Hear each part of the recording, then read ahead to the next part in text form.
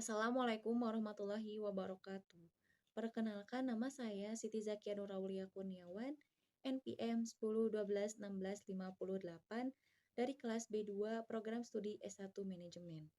Nah, untuk memenuhi salah satu syarat mengikuti ulangan tengah semester mata kuliah Pendidikan Agama Islam, di sini saya akan menerangkan materi mengenai mengenal Al-Quran sampai dengan tuntutan mengimani Al-Quran.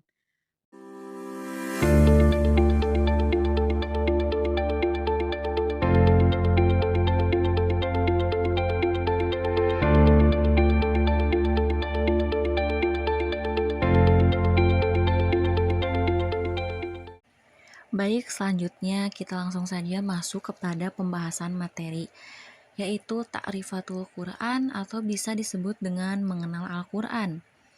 Al-Quran adalah kitab suci umat Islam yang berisi firman Allah Subhanahu wa Ta'ala yang diturunkan kepada Nabi Muhammad SAW dengan perantara malaikat Jibril.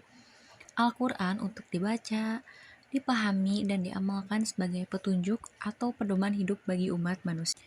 Nah, selanjutnya yaitu ada sejarah Al-Quran. Sejarah turunnya Al-Quran atau biasa disebut dengan Nuzul Quran. Nuzul adalah kata jadian dari kata kerja nazala yang berarti turun. Turunnya Al-Quran lebih sering digunakan istilah dengan Nuzul Quran. Nah, Al-Quran sendiri diturunkan oleh Allah Subhanahu wa Ta'ala kepada Nabi Muhammad SAW melalui malaikat Jibril. Al-Quran diturunkan secara berangsur-angsur dari bait Al-Izzah ke dalam hati Nabi dengan jalan berangsur-angsur sesuai dengan kebutuhan.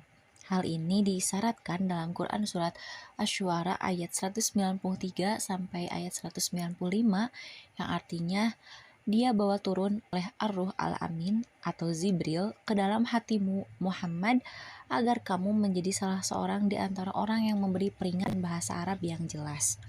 Nah, surat pertama yang diturunkan adalah surat Al-Alaq ayat 1-5 dan surat terakhir yang diturunkan ialah Quran surat Al-Maidah ayat 3. Salah satu keistimewaan Al-Quran, ia sampai ke tangan kita dengan riwayat yang mutawatir. Artinya Al-Quran diriwayatkan dari generasi ke generasi dalam jumlah yang banyak yang mustahil terjadi manipulasi. Karena sedemikian pentingnya periwayatan ini, jika ada bacaan qiraah yang menyalahi jumhur walaupun secara logika benar, tetap ditolak. Nah, di sini ada contoh ayat yang dikaji dengan riwayat yang mutawatir dari surat Al-A'raf ayat 40 yang berbunyi A'udzu billahi minasyaitonir rajim. Bismillahirrahmanirrahim. Innal ladzina kadzdzabu biayatina wastakbaru anha latufattahu lahum abwabus sama'i wa la yadkhulunal jannata hatta yalizal jamalu fi sammal hayat wa kadzalika tajril mujrimin. Selain Al-Quran mempunyai keistimewaan, membaca Al-Quran adalah ibadah. Membaca Al-Quran bukan hanya tugas rutin, melainkan juga merupakan salah satu bentuk ibadah yang sangat mulia dalam Islam. Yang kedua, membaca Al-Quran sebagai ibadah adalah cara untuk mendekatkan diri kita kepada Allah Subhanahu wa Ta'ala dan memahami lebih dalam pesan-pesannya. Membaca Al-Quran merupakan ibadah yang paling utama di antara ibadah-ibadah yang lain, sebagaimana yang diriwayatkan oleh An-Nu'man Al-Mubashir, yang artinya Rasulullah SAW bersabda, sebaik-baiknya ibadah umatku adalah membaca Al-Quran. Riwayat Al-Baihaqi. Selanjutnya di sini ada nama-nama Al-Quran. Allah Ta'ala menyebut Al-Quran dengan berbagai nama dan sifat.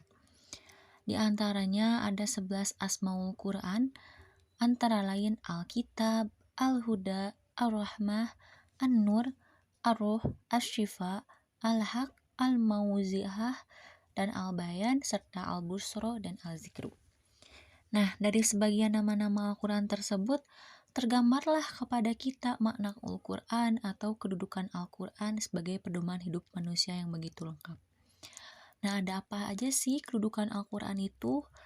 Kedudukan Al-Quran yang pertama adalah kitab berita dan kabar, yang kedua ada kitab hukum dan perundangan, yang ketiga ada kitab perjuangan, Yang keempat ada kitab tarbiyah, dan yang kelima ada pedoman hidup, serta yang terakhir ada kitab ilmu pengetahuan. Selanjutnya di sini ada tuntutan iman kepada Al-Qur'an.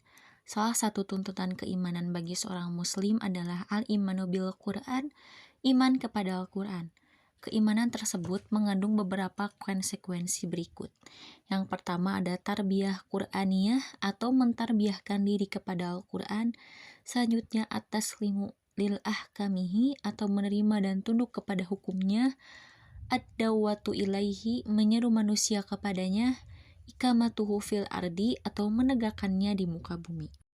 Materi terakhir yaitu mengimani Al-Quran menjadi hal wajib bagi seorang muslim. Riwayat At-Tabrani yang berbunyi, barang siapa ingkar atau kufur terhadap satu ayat saja dari Al-Quran, maka sungguh-sungguh dia telah kafir. Selanjutnya ada Quran Surat An-Nisa ayat 65 yang berbunyi, maka demi Robmu, mereka itu pada hakikatnya tidak beriman sebelum mereka menjadikan kamu, Muhammad, sebagai hakim terhadap perkara yang mereka perselisihkan. Kemudian mereka tidak merasa di dalam hati mereka suatu keberatan terhadap putusan yang engkau berikan, dan mereka menerima pasrah dengan sepenuhnya.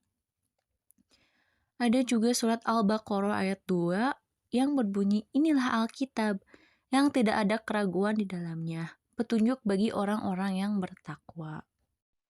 Baik, terima kasih banyak. Mohon maaf apabila terdapat kesalahan dalam pemaparan materi. Jangan lupa like, subscribe, dan komen.